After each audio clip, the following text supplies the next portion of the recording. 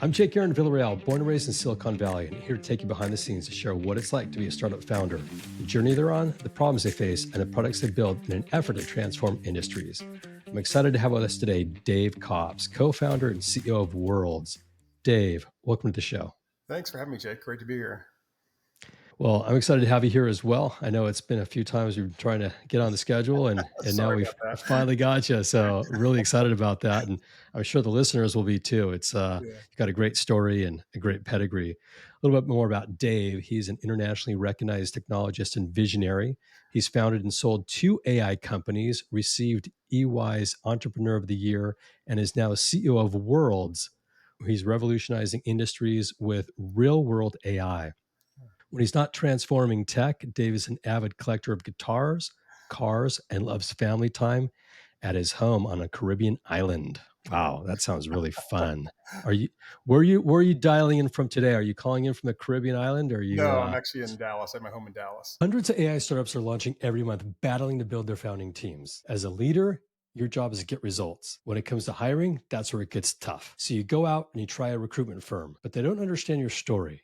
They're off target, and when they send you candidates, it's a waste of time. We believe you should never have your time wasted. That's why we launched Match Relevant, because your story is more than just an open role. It's your founder's journey, the problem you're solving, the product you're building, and why it matters. When we work with companies, we make sure we understand your whole story. So when we go out and do a search, we're on target. It's worth their time. They're interested. And more importantly, it's worth yours. And when it comes to hiring engineers, we work to make sure we get it right by deploying a team of seasoned CTOs that have built some of Silicon Valley's best companies. They can collaborate with you in the technical interviewing process. They can be a sounding board, or they can run it for you. When it comes to building teams, there's no time to waste. Let's make it count. If you have a role that needs to be filled, book a time with a hiring guide at matchrelevant.com and learn how we do it. Okay. Very I cool. wish, yeah. No, it's making me jealous just thinking about that vision, but very cool. Well, give us a little background of your origin story. How Mm. did you get into technology, and what really inspired you to become an entrepreneur kind of in your younger years? Yeah, it's a great question. On a very personal level, I think I'm one of those persons that grew up with some pretty big challenges. I was diagnosed as epileptic when I was 4 years old, but I was one of those really lucky people I grew up with a mom that was she really surrounded me with positivity, and I grew up here, and you can be anything you want to be, Dave. And if you can see it, you can be it. And I think that really kind of set a foundation for me, this kind of positive mental outlook, that I take to life. And I don't think I appreciated it until years later, what she was really doing, because I think what I kind of look back on it, and I realized what she was doing was kind of telling me that you're not things and things are not you. Like epilepsy was something I had, but it wasn't who I was. Like I got to tell that story, And so I think that kind of positivity really set a foundation for me, for not just life as a person, but also as an entrepreneur. I'm always focused on what's possible, and that's also in people, So when I look at people in my company, I try not to look at them for who they are today, but who they could be, like if I stood for their greatness, and so I think that really changed who I am. I think another big thing was kind of in college. I had an experience where I was kind of bored. I was a business major, and I thought I was kind of bored with it. and I, Yeah. uh, and so I dropped in on a class. And so I dropped in on an anthropology class that was called corporate culture, industrial anthropology, corporate culture. I thought that was kind of a fascinating topic. And boy, it ended up really impacting my life. I dropped in on the class. I was there. And I took the test, and finally the professor said, "Who are you?" And I was like, "I'm Dave Kopp." She said, "I don't see you on my roll." And I was like, "Yeah, I know. I'm not in your class." And we became good friends. And I changed my major to industrial anthropology. And so I think, from that, I've really kind of focused on culture. I do talks on startup culture. And so when we start a company, anytime we have 5 new employees, we have kind of what we call culture club, where we take them to breakfast, and my partners, Chris and Ross and we take them to a restaurant and just talk about culture and what it's like to work at Worlds. And it's a big part of what we do now. And it's a big part of the companies that I've built. So it's pretty interesting. And then I think, the other thing's just, I think, meeting my business partner, Chris Rohde, has been kind of was a life-changing thing. We've now built and sold 2 companies together, and we're building our third with Worlds. And I think we're just a great yin and yang. I think I'm I'm the what's possible guy. I'm always pushing things to be bigger than they are. And Chris is the rubber meets the road guy. He's the guy that, he just, how do you make this happen today? And so we're a real nice mix. But I think those are kind of the big three things for me, and kind of just who I've become today unfolded to. Yeah, no, that's great.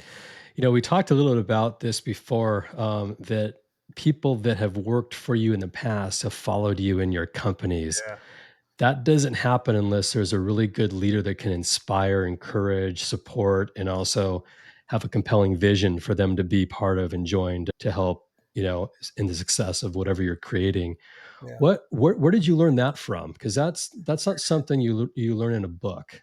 No, and I think it's one of the things with school, right? A lot of things that you learn in school, there are things that aren't taught in school, and that's one of them. And um, I don't know where it came from. I think we just started kind of doing it. After the first company, everybody was so excited that they wanted to come to the next one, and after that one, we just started building this kind of culture thing. We have tenets of our culture. Like we have things like responsibility is not something that someone can give you. Like a manager can't give you responsibility. You have to it's something that it's a gift that you give everyone around you. And we have another thing that failure is impossible. And I know that sounds crazy, and I get challenged by that by engineers, but the theory is basically that we don't talk about failure because we're building things that have never been built before. And so if we focused on failure, it would be a pretty depressing place, because we fall Yeah. down a lot, right? And so we have this. What we do is we have this in our culture. Part of it is we recast failure as iteration.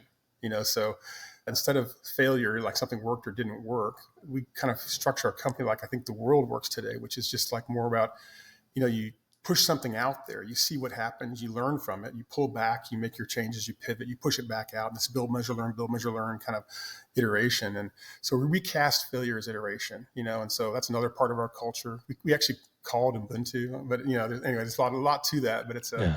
it's a big part of who we are. And I think that's what's attractive to people. We also have some Yeah. more mechanical stuff. Like we cover 100% of healthcare, Oh, wow. in a That's startup, big. and because we don't want people thinking about anything except doing, greatness, and so we're a little different from most places, and I think that's why people want to keep coming back.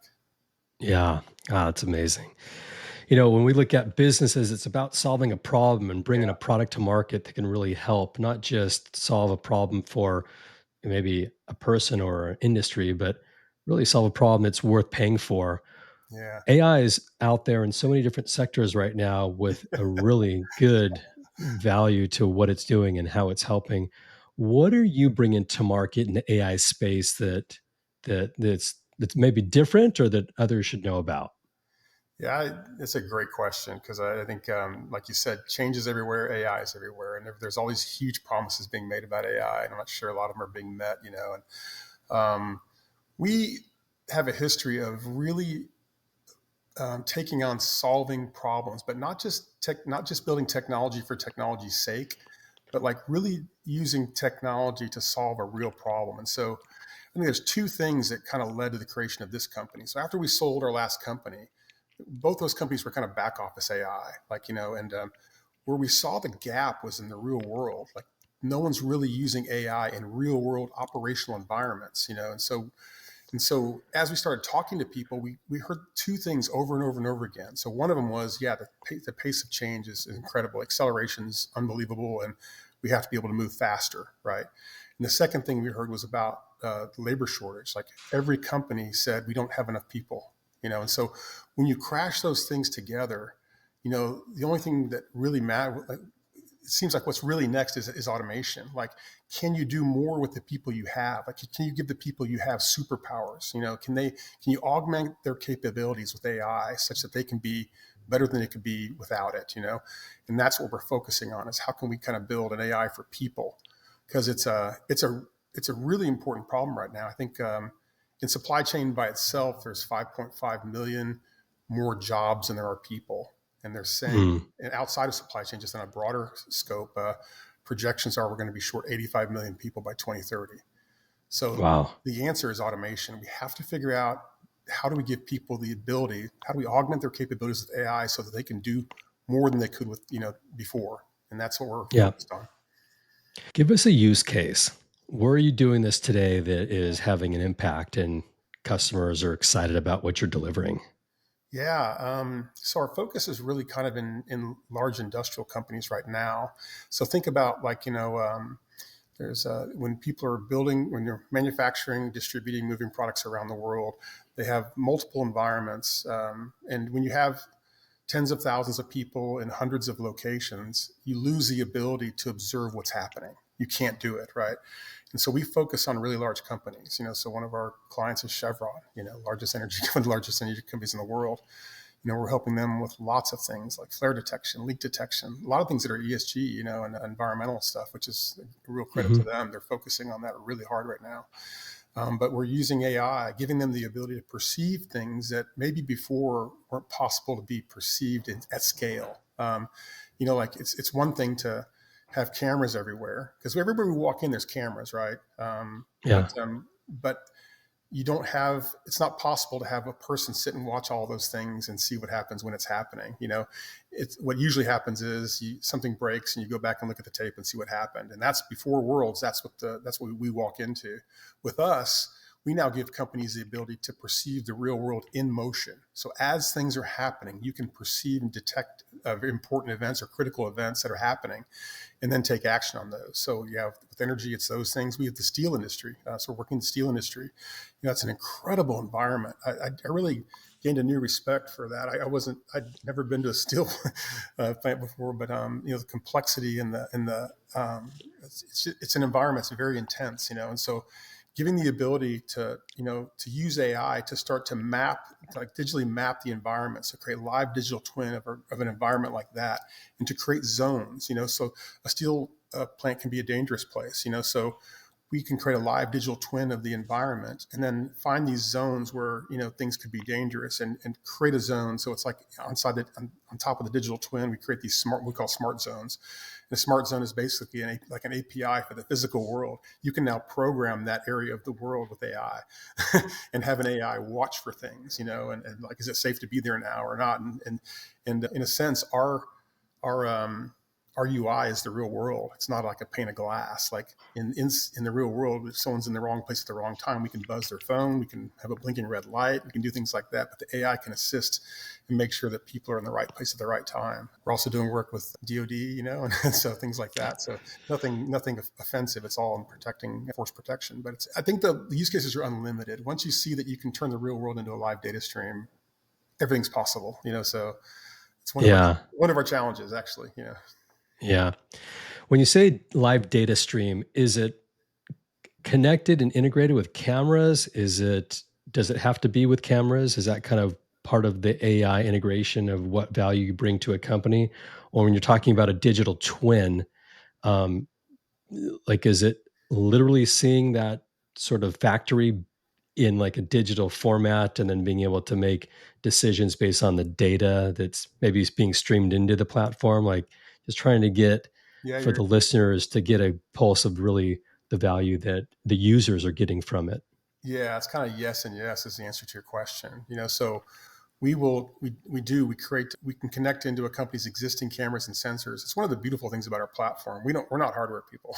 We don't do cameras, we don't do sensors or anything like that. Lucky for us, in the past 20 years, people have spent tens to hundreds of millions of dollars on IoT, and so with those existing cameras and sensors, we can plug in our AI, and now as we start to capture what's happening in the world, we can now use AI as a transformation engine to understand what's happening in the world and to recognize critical events and things like that. Where the digital twin comes in is that so we can create a live digital twin of an environment that we're observing. So say it's a warehouse, right? And so whenever a forklift moves in the real world, you see that forklift kind of moving in the digital twin. The reason that's important is because with the digital twin, now we know exactly where that forklift is. Because think about computer vision. If I just see a a camera viewing a forklift, I don't know where it is. I just know it's in the warehouse somewhere. But if we have a live digital twin where it's pixel by pixel accurate geospatially to the world, like, so literally wherever that forklift is in the digital twin, it's accurate to where it is in the world. And so we can measure where something is. So what's being sensed, when it's being sensed with time series data, now where it's being sensed with the digital twin. So we can create a live digital twin of a real world environment and give people the ability to almost now programmatically look for important things, and also to build automation into those environments to protect people or to make them more productive or more efficient and things like that. So Wow, that's amazing. Why is this space important to you? I'm motivated by AI for good. And I mean, you kind of hit a chord with me on that because there's a lot of talk about AI, AI agents, LLMs that replace people, eliminate jobs, all those things. And we're focused on building AI software that helps people. I talked earlier about, companies growing larger and workforces getting, are shrinking. Well, our AI can augment and amplify human capability, right? So, in a sense, we're giving people the ability to exceed the limits of their biology, by Ah, creating augmentation and automation that's needed to give them kind of superpowers. And when I mean superpowers, I mean like you might have a wall here and a camera on this side and a camera on this side. Well, with that, we can give a person the ability to see through the wall. So things like that, like literally kind of superpowers. But when you start to augment people's capabilities with AI, you can do things like compress attention. Like think about when you have 100 cameras in an environment, and today there's someone sitting in a room with a bunch of monitors trying to letting people know when something happens. Of course, they sleep, they text, they go to the bathroom, and it doesn't work, right? It just doesn't work. And so the with an AI, once you train that AI to look for certain things, like certain events that might happen, man down or things like that, the AI can now compress your attention. Like, so you don't have to watch 24/7 on all cameras.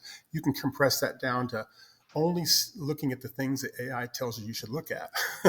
And we've developed some really important capabilities. Like one of the limitations of computer vision and things like that was you had to teach an AI what to see. And if something happened that it wasn't trained on, it didn't see it.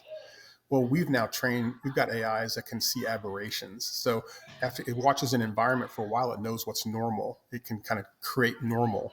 And then if something abnormal happens, it can kind of do a knock, knock, knock. Somebody needs to take a look at this. So so it's yeah. really fascinating.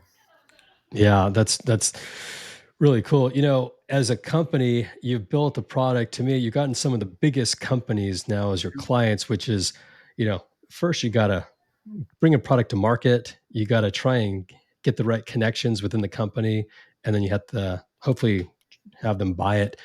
Yeah. When you're selling or to bring your product to market, who cares about the product? Who are you selling to within an organization? Yeah. It's interesting, because I think it's changing. We're doing something that's very, very new, right? So, but I've done this in my last company too. I've been through this before, so I kind of know the process. But what happens when you're new and you're doing like there's a lot of people that understand the idea of you know an AI platform for real enterprise platform for real world AI, but they don't really deeply understand what that means. And if they could do it, they don't understand what's possible. And so there's this time period like right now where we do more educating, like, hey, did you know this was Mm, possible? And so the groups that are we go in through with that conversation, sometimes they're innovation groups, sometimes they're digital transformation groups, things like that. But eventually you get to production, and that's where things happen and that's where contracts happen. So I think we're still in that area where the people that are calling us and the people that are crazy interested are the early adopters, the mavericks, and the internal champions. And we've had people leave one company that we're working with and go to another one. We've had this happen multiple times, and they get to the other company, and the first thing they do is bring over worlds. oh wow, you know? that's And so, internal champion for yeah, you. yeah, but I think we're still in the early adopter phase right now. But I do feel it's changing. We've had some crazy things happen in the last even just several weeks that are kind of giving me the impression that we're getting past that and we're about to move into broad adoption of real world AI.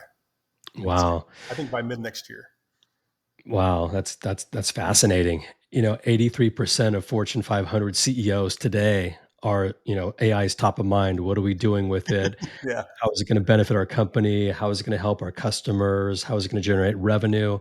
$200 billion in the last 24 to 18 to 24 months has been pushed into AI innovation, whether it's companies, startups, or big tech organizations. So the transformations here, it sounds yeah, like you're in the middle of it, but you're yeah, really solving real world problems in the yes, real world, yeah, which that's a business benefit. So you're really B2B. You're selling to companies 100%. Yeah. and they're being able to see some really good results out of that. The Mhm. fact you have people leaving a company, going to another company and evangelizing what your message Yeah. is or what you do, we call that a raving fan. And a raving fan is Oh, someone who talks about your company even when you're not there, brings you into opportunities even without giving them a piece of the action, whatever it is. So that's really cool. That's hard to do. And you only do that if you have a good company, a good product, and a good service. So I'm gonna steal that. I'm gonna congratulations. steal that for sure. Y- Raving fan. I like Yeah. that. Raving fan. Yeah. It's hard to get to. You touched on something though. It's not just product, like the experience of working with Worlds is when you work with our company, you experience our team. And I'm telling you, when we go into a company, we are part of that company. Like we won't stop until it just blows them away, and they appreciate that because they know, especially these people, they know what we're doing is hard. It's never been done before, so they know it's hard, but they see our dedication to it. And so that's the other thing that they're bringing to this is that it's not just about the technology. This is a company that can really make things happen. Yeah. As you continue to grow your company, how long you been in business now with Worlds? A little over about 4.5 years. Yeah, 4 years, somewhere in there. Okay. COVID makes it weird. Yeah. For We all for lost some for time there. yeah. Well, you came out of COVID and you guys are doing well. What's the biggest challenge for the company right now? Wow. I think luckily for us, the biggest challenge for us is kind of problems of abundance. I think, when people see our technology and they bring it in, one of the things that they kind of say is, oh, well, can it do this and can it do that and can it do this and can it do that? And so there's this variability of how you can use worlds. And we're a company of 59 people right now, so it's hard for us to do all of those things. So one of the things that we've done, we in the early part of this year in January, we made a pivot to channels. So I'll tell you the pivot moment was we were working at, well, it was Chevron. I was going to say one of the largest energy companies, but you know who that is, Chevron. And we had two guys there, working on stuff. And then Accenture, who's one of our partners now, walks in and they had 1,500 people there. And, and we just looked at ourselves saying, why are we trying to be them? Oh, wow. Yeah. And so we kind of took a step back, and decided to not be that and to really be a software company. So we basically we're working with channels now. So Accenture is a channel partner, Solom's a channel partner, EY is a channel partner, and and we did this in our last company too. We want them to build applications and agents on top of our platform, and that's the win, and companies themselves as well. So, What's the process of getting to build out a channel partnership for the company? Because it's easy when you're going direct to the yeah. customer. You know what you do, you know your value proposition, you try and get in the door, you sell your product, they use it. But a channel partner is a little different. You have to get their mind share, you Mhm. have to strike a deal that it's worth their time and effort, Yeah. and have to have a product that actually works too. So they're going to implement it, they're going to, No. deliver something well. 100%. Channels are a slow boil because you've got to gain market share. It's almost like a whole another market, right? Inside of a particular channel partner, you've got to gain market share inside the channel partner, and so that takes work. It takes a lot of persistent work. And Garrett Long's leads our channel group, and he's just brilliant at that. People love Garrett because he's so persistent, and knowledgeable and helpful, and so we know it's a slow boil. We've done this before, and so you have to kind of then as we start to cross that barrier that you and I talked about earlier here, we start to get more broader adoption, you know, they'll everyone starts to see the abundance happening now. Now they want to kind of all jump in and train more people, and so it's just that you just stay in touch and you grow together into that kind of that abundance, and we're getting there right now. So this is a really critical time for channels because we're starting to see a lot of inbound business now, and we need channel partners to build some of these special applications and agents on top of our platform. So I think one of the advantages we have right now is that, no kidding, the world is changing, right? And so we are moving. There's an important transition that's happening right now. And I think Jan LeCun talked about it when he was at Davos this year. He said, you can only teach AI about the world so much with text and images, right? At some point, you have to give it the ability to observe and experience the world like we do. Like he made the statement he made was really interesting. He said, a 4-year-old child knows more than the largest LLM, and his point was Wow. because the child can experience and observe the world, and that is not happening right now with an LLM. And so That's what we're doing. By connecting into a company's existing cameras and sensors, we're giving AI the ability to observe and experience those environments in ways like people do. And so we're creating an entirely new data stream. Now the real world is a data stream. It's a live data stream. And so yeah, it's interesting, but that's what's happening right now. So I think that helps us with channel partners because they know it's coming. They know what's next, and we have a platform for what's next. So Yeah. we're an attractive play for them. Yeah. That's really cool. God, I feel like I want to add cameras to my home office and use your product. Just to, where should I stand and where should I not stand to get hurt Yeah, for my kids when I'm in my room? No, that's really great. As you look at the company, you've been around for 4 years. yeah. The channel partner to me sounds like a pretty big shift. Hmm. But is there other shifts or pivots that you've gone through that were kind of breakthrough moments for the company? Yeah, for sure. The big one is what we're calling worlds and cues. So a year and a half ago, as we were going into market, we spent about 60% of the time training AIs. So before we could get to any of the fancy stuff and digital twins and all that kind of stuff, we spent 60% of our time training AIs. And so, like, before this innovation I'm about to tell you about, the way the world worked was the way you train AI about the world is you draw boxes. So you have a video and you see a person, you draw a box around the person, say person, you label it person. You see a box, you see a dog, you put a box around the dog and say dog, right? And you do that frame by frame. Like it takes hundreds of hours to train an AI on one environment. And so we kind of were doing that. And then we realized this is insanity. Like the state of the art is insanely broken. And so we came up with this idea, so we know the real world's messy, especially where people are involved. The variability goes through the roof, right? So what if we could create a system that could automatically index the world? So create an index of everything it sees and then make it really simple for you to train the AI on the things that are important. And that's what we did. So we call it Worlds NQ, and it's literally the fastest AI training system in the world right now. Like you can literally create an index of everything just by turning your cameras on to worlds. It just starts to index everything it sees. But then it does something really special. Like when I want to train it on a forklift, or something like that, I can touch that forklift and say, show me more like this. And Worlds will do a visual search and like visual clustering and show all the forklifts. And then you just say forklift. So what I just described, find more like this and label it, like that took 2 seconds. That was the equivalent of somebody going through hundreds of hours of video and drawing a box around every forklift they see. So you can start to see we have compressed that time down to literally nothing almost. And so we give the people the ability to not only index everything they see automatically, but now they can start to annotate their world faster than ever before. And so we've literally flipped the entire AI training industry from a top-down, manual, human-in-loop process to a bottoms-up, fully automated AI system. So it's fascinating. And so we announced that in March or late February, but I think we announced pretty early.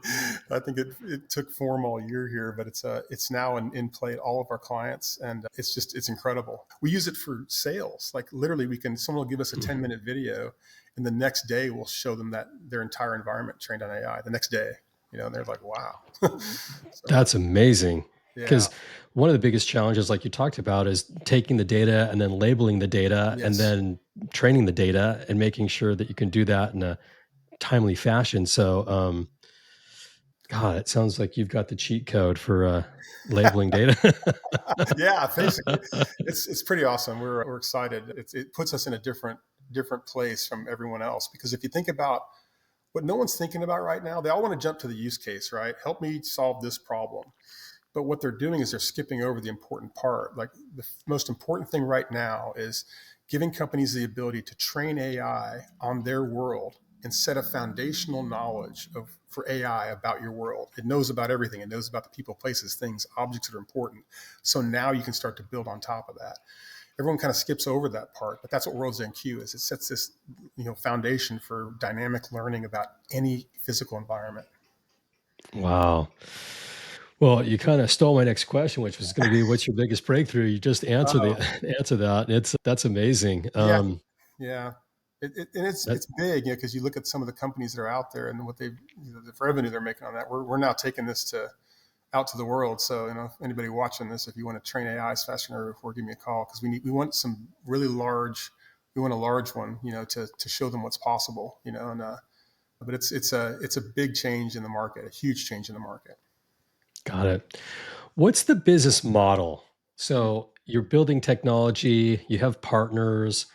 Is it a SaaS-based model? Is it based on consumption? How does it work? It's a subscription, so we base it on we base it on the number of cameras in an environment, because we were doing a flat fee per environment, and with someone had one camera, it was great, but if somebody had 100 cameras, it was like, oh, this isn't working. So yeah, now it's just kind of number of cameras in an environment, or number of sensors in an environment, because we don't just do cameras, we do other sensors as well. But yeah, so the business model is that we'll come into an account, and we'll ask, we usually solve one problem. Like, so what's the environment, and what's the problem you want to solve? And we'll take that problem, we'll solve it. And we kind of give them evidence that, listen, in your environment with our technology, we solve that problem. Now, what else do you want to solve? So it sets the foundation, for future growth. And then you think about the companies with multiple environments, right? So they may have 50 locations around the US, you solve all these problems in one environment. Let's say you increase effectiveness 10%. We see a lot more than that, but let's say it's 10%. You multiply that 10% times 50, and the ROI is just through the roof. It's astronomical, and so, and then now we're working with partners, so we now have, gosh, a dozen deals in our pipeline with partners who brought deals to us, which is, that's a new thing for us. We've always kind of created our own abundance, but now we have partners bringing things in. But now we'll walk into an account with a partner, and we'll supply the core technology, and the partner will supply the services on top of that to make it real inside their environments and solve real problems. And so I think that's the future for us. We want to have more and more activity with partners. Yeah, that's great. Well, I love the fact you're building AI for good, and it's Yeah, really helping companies save money. It's saving lives within companies. yeah. It's being, I guess, more aware of what's happening within your organization operationally. I mean, these are just like kind of business 101 things, but it's really, I think, where AI should be playing. And certainly there's some real value you can get out of it.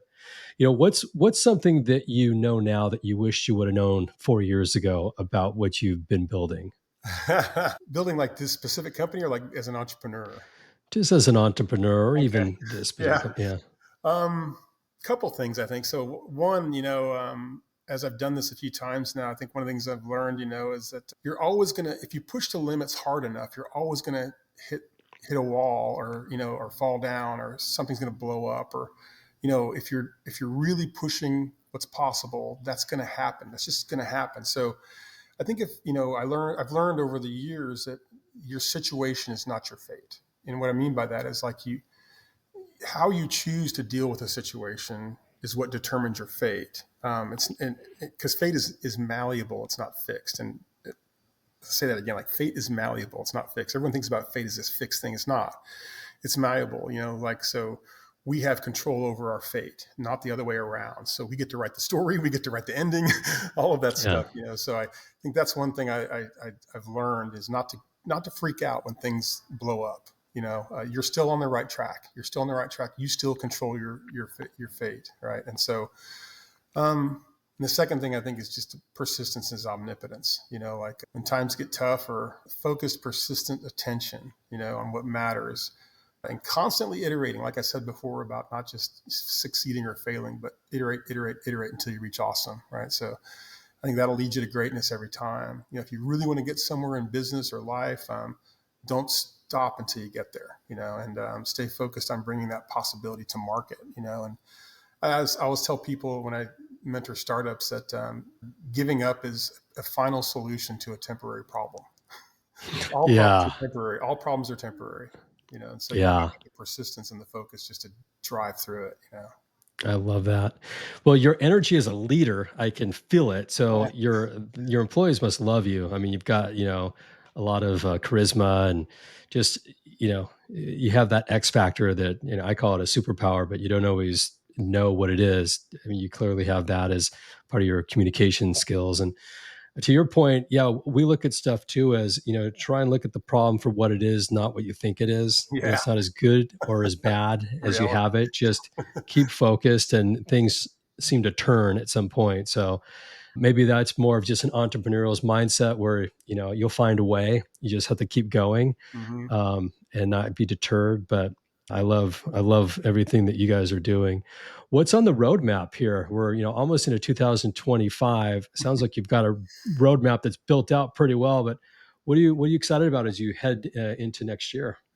A lot. And before I touch that, you said something that was kind of, it made me think about something. Is like, I get a lot of credit, for our company, but I have two guys in particular. I worry really a lot more than that. But my partner, Chris Rohde, he's just really, we do this, we make stuff happen, we make magic happen together. It's because of this partnership and this company we brought Ross Bates, and Ross is our CTO and our co-founder too, and he's just brilliant, and he's one of these guys that you love to talk to for an hour because he just, what comes out of his mouth just kind of blows you away.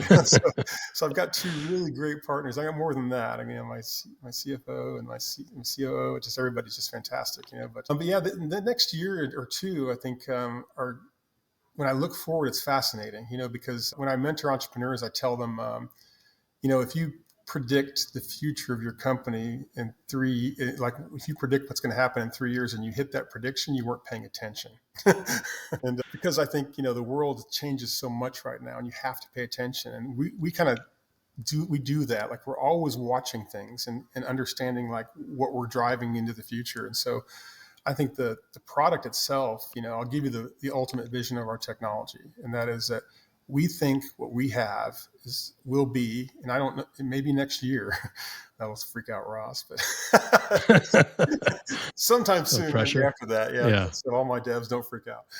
But we have one of my lead AI guy, Paul, he's adamant on this too, is that you connect worlds into your cameras and sensors and it automatically starts to learn. No human intervention, just it starts to learn about your environment and starts to understand what things are, who people are, and gives people the ability now to have that as a foundation. So this is tide that lifts all ships. Right now, you're not starting down here trying to figure out what's happening. You know what's happening. And you have a dynamic learning environment that you just turn on your sensors to this environment, and it automatically figures everything out. And now it's up to you to build the applications and agents on top of that to solve real world problems, to help people be more effective, more efficient, safer, and all those things. So that's the grand vision. But I think, we've got some smaller things I probably can't talk about now because they're going to be coming out pretty soon here. I don't want to tip anybody else off, but we're getting closer and closer to that, and some of that will happen this year. We're going to release some things into the market that are not anywhere else in the market. Wow. But our goal is to be the platform, for real world automation for the enterprise. We want to be that platform. Well, I know some companies I'll connect you with after this Oh, call sure. that I think, will be nice conversations to have and some potential sales I love that. opportunities.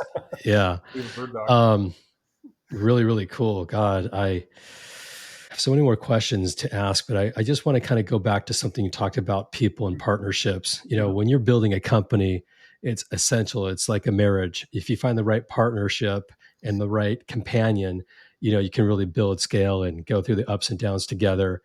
How did you find your partners Are you talking about inside the company or partners like outside the inside your outside? co-founders, your Yeah, I think, founding team? I always like the quote from Steve Jobs where he said, "You can't connect the dots looking forward. You can only connect the dots looking backwards." And I always think about that when there's a question like that, because I think, and I coach young entrepreneurs on this too. I tell them, plant as many seeds as you can right now, help as many people as you can today and tomorrow and the next day, and don't stop helping people, don't stop solving problems, don't stop, because every one of those will drive your future. Like, you don't know how it's going to step into your future and Right. be part of your future. And so I think that's kind of when I look back, it's now I can answer your question, but it's because I can look back, and it was that, I went to companies and I actively, before I started being an entrepreneur, which was pretty early because I'm unemployable, but I met people because of my curiosity and my passion for things. I'm a little foofy in this because I'm one of those person that believes that you can kind of like the law of attraction is real. Like if you're really curious about something and you're out there talking about it, and that you're going to attract people that you want to meet. And I think that's true for our company too. Like we have people call us that want to work for us, because Oh, wow. they read about us, and we had one guy call and he said, "I need to work for you." That was the first words out of his mouth. I was like, "Well, who are you?" And he explained who he was, and I said, "Hey, I'll fly you in if you want to have a conversation." We flew him in. He worked for us today. So, but I think there's something real to that. Like who you are in the world, who you project yourself to be, and what you project as your curiosity attracts people and attracts things in your life. And so if I were to give advice to anybody, it's like, don't sit in your room, get out there, meet people, be passionate, be curious, and watch what happens, because it does come back. People, if I could draw a map on this someday. I might do that someday, actually, like Yeah. this led to that and this led to that, but you can connect the dots looking backwards. And that's what I've noticed. Yeah. That makes a lot of sense. We've gone through COVID and came out of COVID and Yeah. things changed and people communicate differently. It almost seems like people are more interested to talk now. They're willing to pick up a phone, they're willing to meet you. Whereas before it was hard to break down a door. Now the doors kind of open up. Yeah. One of the things that I always coach our team on is don't be afraid to pick up the phone and actually make a phone call Exactly. because it's all about messaging today and social Yeah. media and email but I can't tell you how many times we've literally picked up the phone and it's the CEO of a company and they're willing to talk. And the next thing you know, you're doing business. And, it's just getting over those little hurdles that you have in your mind of, maybe it's fearful or rejection or whatnot, but Yeah. people want to communicate. So A hundred step percent. up, make it happen. Yeah. 100%. And if I'm honest about it, because I'm a big culture guy, right? But one of the things that's been hard since COVID, because we are a work from anywhere company. If you want to work at home, you can work at home. We'll actually buy you a stand up desk, and a big 36-inch monitor. We'll buy you anything you want to. But we do have all hands twice a year where the entire company flies into Dallas and we meet for a week, and that's, to your point, that's immeasurably beneficial, because you get to see and meet the people that you talk to every day. Like Zoom's fine, but man, when you meet somebody and start to really get to know them, you can relate to them on a different level. And so we're 100%. trying to put more focus on that. If I'm just honest about it, like, having more and more events like that bring people together and more opportunities to clash together and have the serendipity, of human relationships settle in. Well, they say proximity is power too. So proximity, whether it's in front of people or, flying to Austin or Silicon Valley, wherever things are being innovated and Yeah. built, it does matter. And, Hmm. I was in Silicon Valley last week and, met with a number of companies that were just really coffees and just, nice to meet and greet and walked out of almost every single one of those with, paperwork in hand, let's do business. And it That's awesome. wasn't part of it was about, just getting to know people, Yeah. but I was shocked at how much need there is to communicate in Yeah. person and if you can solve a problem, then you can also build good relationships that there's a win-win out of it. So really, 100%. Yeah. Um, couldn't really, agree I more. got to get down to Dallas, man. Come on, Jeez. man. Get some barbecue. There you go. There you go. Um, very cool. So I guess as we end here, I just want to thank you for your time and Oh you man, know, if privilege. it's really cool to finally chat with you. If anybody wants to find worlds, where do Mhm. they go? Our website's worlds.io. We're all over the web, as our handle's pretty much just worlds or worlds.io. But yeah, and we're open for any possible conversations. I'm hoping having conversations like this with you, Jake, is that we spark a curiosity with somebody that wants to try something cool, because we're that kind of company. We definitely are inspired by what the potential of what we have, and I'd love to find people that want to make that real in the world. So Absolutely.